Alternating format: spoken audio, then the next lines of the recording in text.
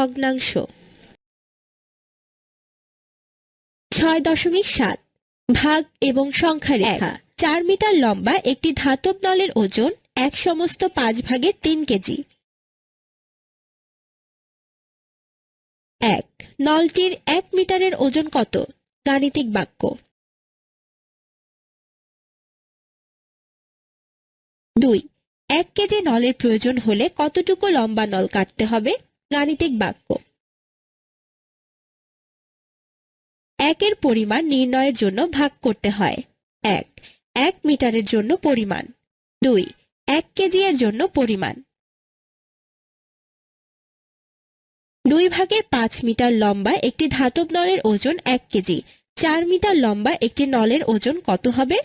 2/5 গুণ খালি ঘর সমান 4। গাণিতিক বাক্য। 4 ভাগ 2/5।